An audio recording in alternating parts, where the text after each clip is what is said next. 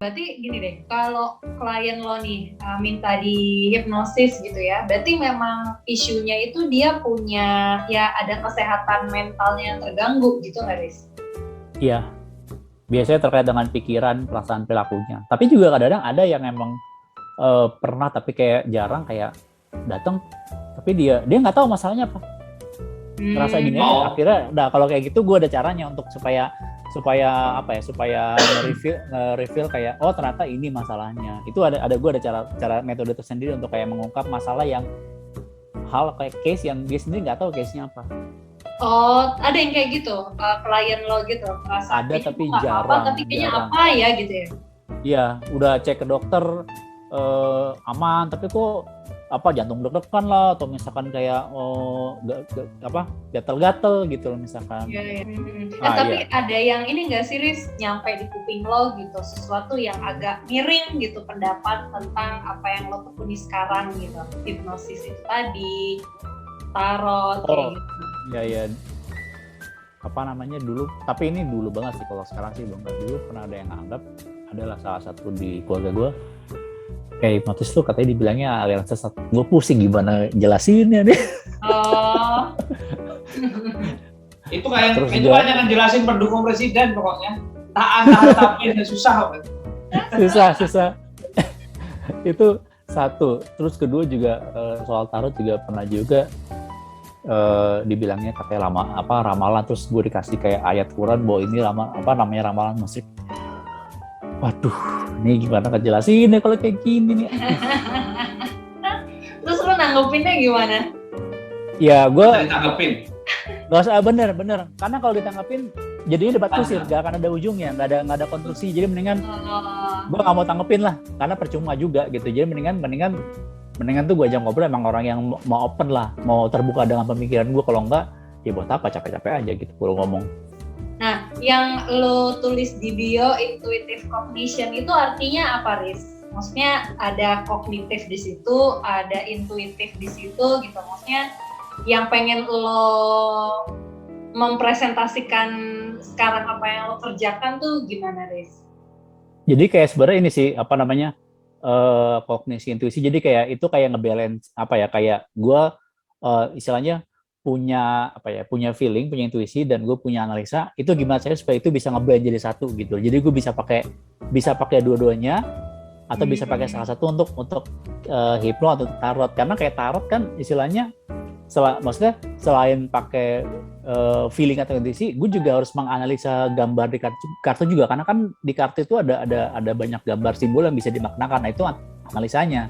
Kadang-kadang juga kalau misalnya gue ngeliat kartunya, gue udah punya feeling, wah kayaknya nih si A misalkan nanya tentang karir, wah kayaknya nih karirnya kok wah begini nih, udah dapat jadi gambaran jurnal tuh, gue udah punya kayak kesimpulan yang kurang bagus tuh. Tapi akhirnya itu bisa didetailkan dengan gue memaknai setiap simbol atau gambar yang ada di kartu gitu. Oke, seru juga ya, Riz, ya ternyata. Lo tapi ini beneran kecebur dong ya berarti? Kecebur tapi kayak seru, yaudah udah bahasa sih. Jangan tanggung lah udah kecebur bahasa segala. Ke depan punya cita-cita apa, Riz?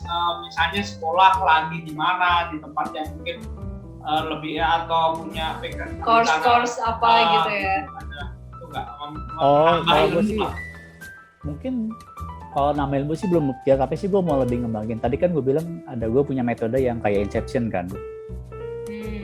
Nah itu gue pengen lebih ngembangin lagi sih, maksudnya lebih banyak kayak karena emang gue sempat vakum gue dengan metode itu. Sekarang gue lagi hidupin lagi, gue sekarang lagi mau mau research and development lagi, ngembangin lagi metodenya gitu loh. Karena sebenarnya kayak itu kalau mau dikembangin itu kalau gue bilang ngeri sih. Makanya gue juga misalkan kalau mau promosi ini, gue juga agak-agak takutnya bisa dipergunakan orang yang salah gitu loh. Karena istilahnya selain tadi bisa kayak buat mengungkap kasus kejahatan, gue pernah pakai buat misalkan untuk masalah fisik. Misalkan lo sakit apa, itu ntar kita bisa jadi kayak CT scan, si medium itu ngelihat sakitnya di mana, terus diperbaiki, nanti dicek ke dokter. Itu satu. Kedua, bahkan ini yang lebih unik lagi, si metode ini bisa dipakai juga buat ini sih kerjaan Pak Udin sebenarnya bisa juga sebenarnya.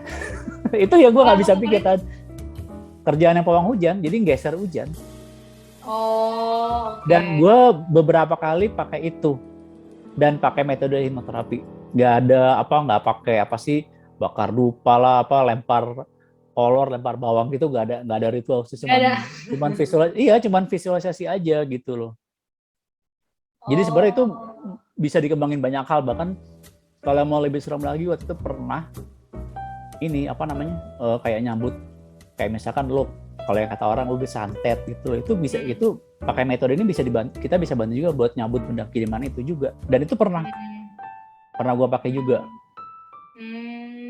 Ya. Oke. Terus ini juga gue lagi seneng nonton dokter hewan yang animal communicator.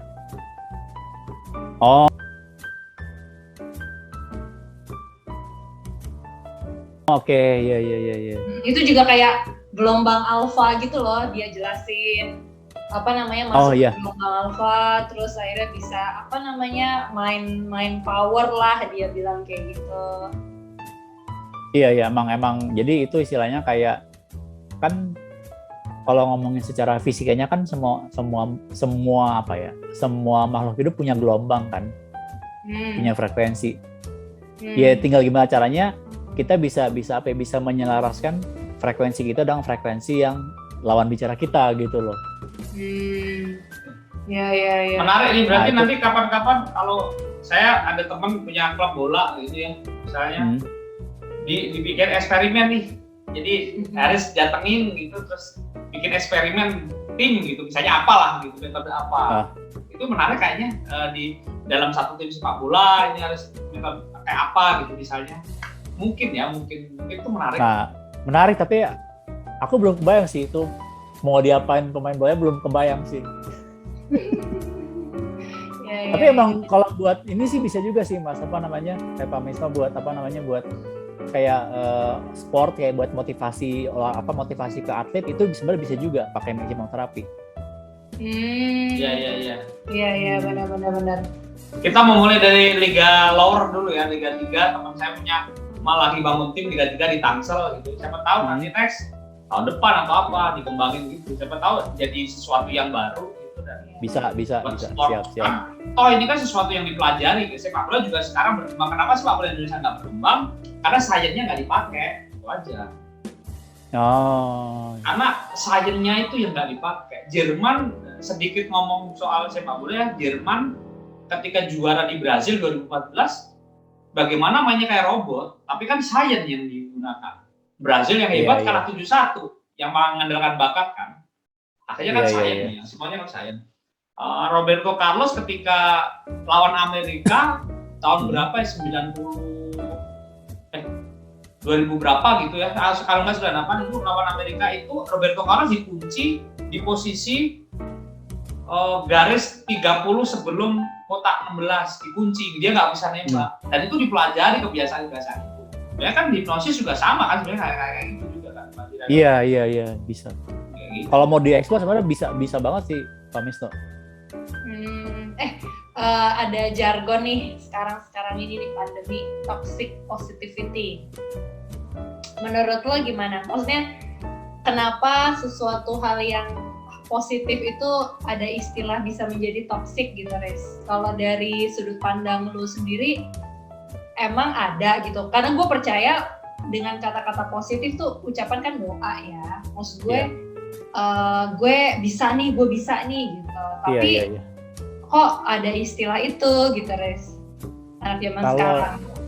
Menurut gue ini sih oke lah, positif itu baik. Tapi kalau gue lihat lagi, sesuatu yang berlebihan itu nggak baik. Kita harus balance. Jadi baik boleh, tapi kalau terlalu baik salah juga gitu. Jadi kita juga nggak boleh terlalu baik, nggak boleh terlalu jahat. Jadi memang harus balance, yin and yang lah, harus seimbang lah kita antara plus positif negatifnya gitu. Jangan condong positif, jangan terlalu positifnya jadi juga jangan berlebihan negatif juga. Nah, tugas kita emang sebagai manusia harus bisa memanage plus minus yang ada di diri kita gitu loh. Iya, benar-benar. Baik aja ya, nggak usah baik banget berarti. Nah iya, baik aja nggak usah baik banget, jangan.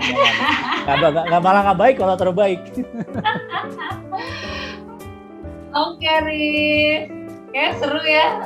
Gue dulu sempat sih jujur pas main kemana gitu, ke kota tua gitu, iseng-iseng gitu kan.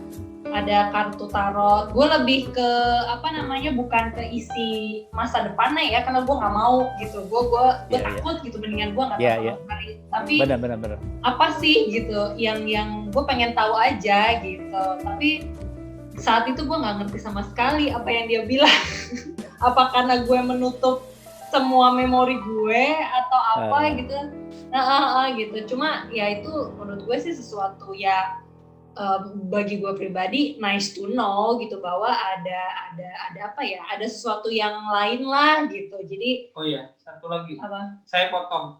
Jadi pengalaman nih, sebelum saya nikah sama dia, orang yang ngajarin saya metafisika itu tanya, Pak saya tahun depan mau nikah nih, saya namanya siapa Mas? Saya bilang ini Rizky Adirisani, itu sama dia dihitung dengan metafisika dia kan. Oh ini anaknya kalau marah tidur Mas, bener loh gitu. Salah tidur, gampang gitu ya kayaknya. Iya, tapi kan dia kan udah tahu teorinya gitu. Iya. Beneran. Oke.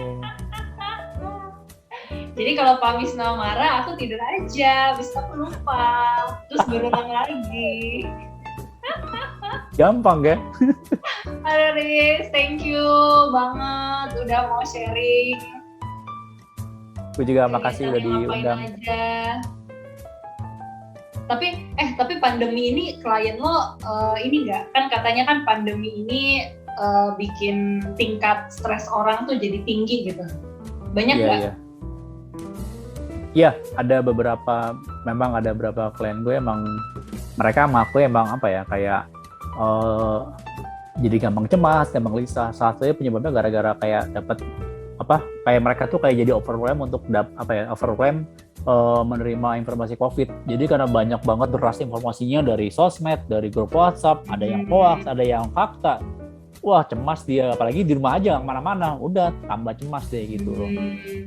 Gue ini deh, satu pertanyaan terakhir deh. Kalau lu sendiri yang merasakan ada suatu galau, gundah apa segala macam, berarti lu ke siapa? Ke hipnotis lain gitu?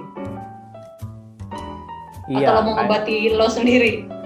Nah, masalahnya kan kalau emang kalau gue simpelnya adalah kalau ya namanya dokter kan juga nggak bisa nyembuhin sendiri kan, harus diobatin dokter lain kan. Nah, kalau gue paling bisa dengan teman gue sama hipnoterapis, atau emang gue punya kalau mood gue misalkan mood gue jelek nih atau nggak enak nih, misalkan ngobrol sama siapa gitu, tawa seru, habis itu udah kayak gue ngerilis aja gitu loh.